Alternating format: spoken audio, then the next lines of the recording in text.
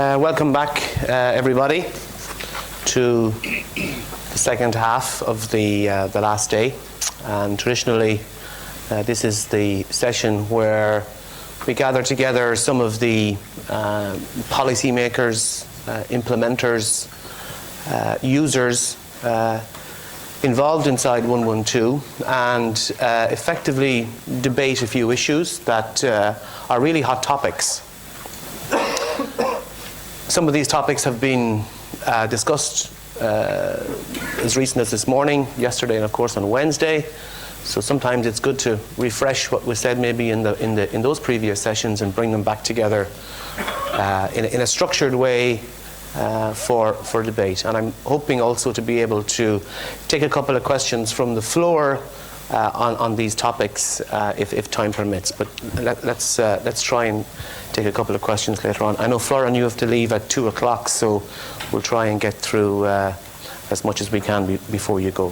So first of all, welcome to our panelists. I'm going to briefly introduce each of them to you, starting here on my left, your right, is Laszlo Toth from the GSMA Europe. And Laszlo is responsible for the consistency of GSMA's positions across a full range of European issues. He previously worked in the Hungarian public administration and responsible for the ICT, and also worked with the national telecoms regulator. So Laszlo, you're very welcome and thank you for coming. Next to Laszlo is John Medland. John is the policy manager for 11299 with BT, and has been involved in 999 for over 20 years and is responsible for setting policy for current and future 999 112 call handling. John, you're welcome also. Beside John is Gula Barra. Gula is working with the European Commission. He's the public policy officer on 112 and works inside DG Connect, and previously worked with the European Commission and DG Energy, and is a lawyer by profession. Gula, you're welcome. Starting on the outside, on my right and your left, is Raed Arafat, who is the Secretary of State for Health and in Romania. And Raed has been speaking a number of times during the last number of days, and Raed, we're very grateful for your continued support right to the very end of the conference, so you're very welcome. Beside Raed is Paulo, pronounce this properly, Paulo if I can, Pereira, from the Portuguese regulator ANACOM, and he's responsible for all the emergency 112 activities inside ANACOM, including eCall, and also has implemented a solution for E112 in Portugal with the operators and the PSAPs. So Paulo, you're welcome. And lastly, to my right is Florent Dragomar from ANCOM. He's the Romanian telecoms regulator. He's head of department responsible for technical regulations inside ANACOM. So that's the panel we've put together for this afternoon's session. We have 4 topics for discussion. EU standardisation, mobile caller location, next generation networks and communications, and private networks. So just by way of introduction, and I'm actually going to probably stand up and walk around a little bit so you can see the screen, we have tried to identify some issues inside EU standardisation. And just to put it into context for you, there are really inside the EU standards developed by recognised bodies like CEN, like CENELEC, and of course like ETSI. And we mentioned this morning and in the last couple of days the need for and the power of European standards. There are a couple of different types of standards, and there are what we call de jure standards, which are ones well known like GSM and so on, and then we have de facto standards, standards that are developed from market drivers, and Apple would be a very good example of these type of standards. So to kick things off, in terms of some of the topics that really capture the imagination, it's really important to understand how standards developed and how much people rely on them.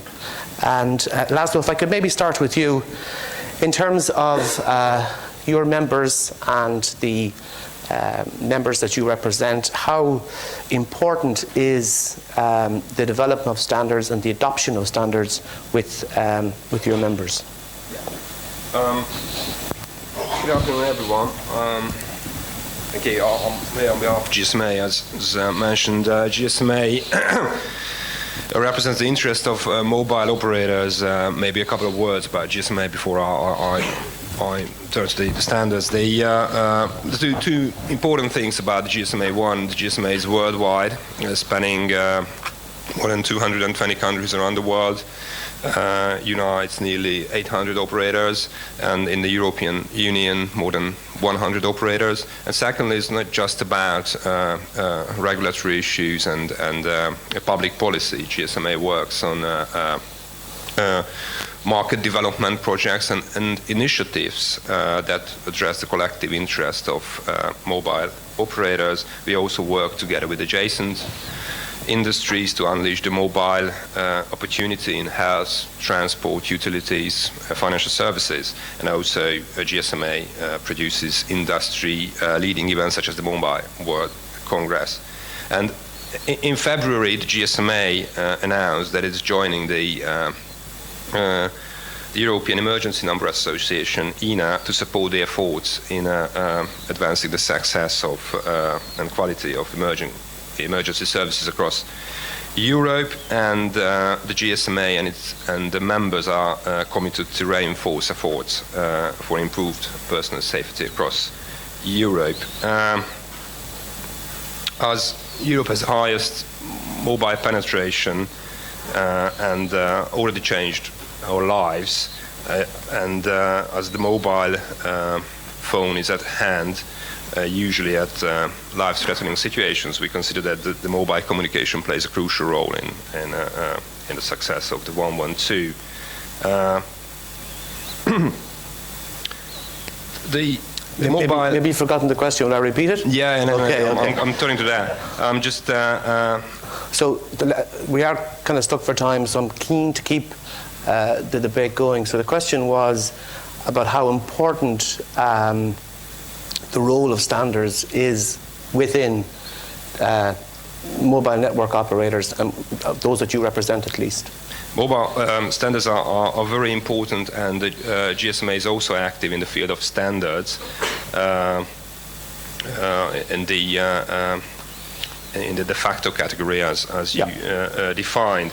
And there's one interesting learning as GSM is very active in the implementing the eCall regulation, which will be a standard in all new models of cars and vehicles in the EU in 2015.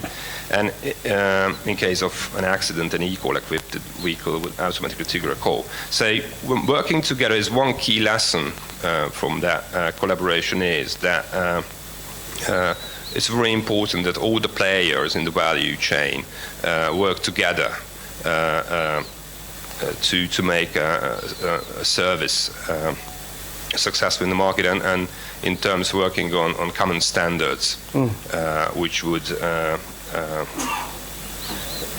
support the development of the particular service. Okay, I mean, Gula, turning to you, and there is a way of thinking that perhaps divides between directives and standards. So in context of both them working in parallel, which do you think the European Commission favours, if any? Are directives more important than standards? Are standards more important than directives? Or which of the two ultimately are the ones that we should rely on the most? First of all, thank you for inviting me again. Thank you for coming back again. Yeah. Thank you. Both are important. Directives are regulatory measures which actually put in place obligations of result, while standards are offering the means, the technological means to achieve that result. What we would not like to see in Europe is to have a fragmented market where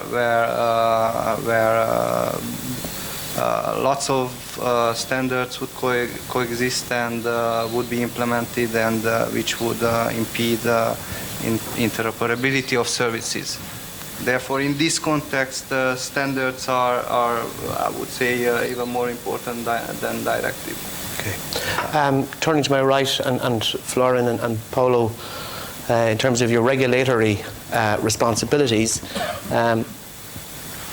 is it more important, Florin, for you to view directives as an implementing tool, or are standards more important than directives? Or sometimes the two of them get so mixed up we don't know which is following which? Well, they are both important in different ways. Because the directive gives you let's say the goal and the legal background, and then the standards gives you the solution to reach the targets and to reach whatever it is in the legislation and whatever it is your interest to have. Okay. Paolo, have you anything to add to that in terms of your own work inside? Yes, Tony. All you know that technical regulation may introduce barriers or remove barriers. In this case, specifically, I think it will remove barriers with standardization, but someone has to give a clear mandate to define the standards. It could not be on a voluntary basis as before. Maybe there should be a standard for interference with microphones and mobile phones. John, last word to you on standards. As a user, as a practitioner inside the whole world of standardization, have you any words of wisdom as to how the standardization process could improve? And by that I mean speed, accuracy, clarity, and we heard even later, as late as this morning, about technology being so far ahead of the standards that the gap is so wide. Do the standards need to catch up and be developed quicker? Sorry, a difficult question maybe. There were lots of questions there, yes. I actually think we have plenty of standards. So I think we have a lot of good standards, and the challenge is more how you implement those in each environment, because we have quite varied environments still around Europe. But I do think we have plenty of good standards already. I think, how could they be made better? I think sometimes standards are still set by people like myself in well-established telecoms companies, and we probably need a few more people from the VoIP service providers or from internet service providers who will be part of the infrastructure going forward. So that's the way I think they can be improved, and otherwise I think it's more a case of profiling the standard to fit your own particular situation. Okay, thank you.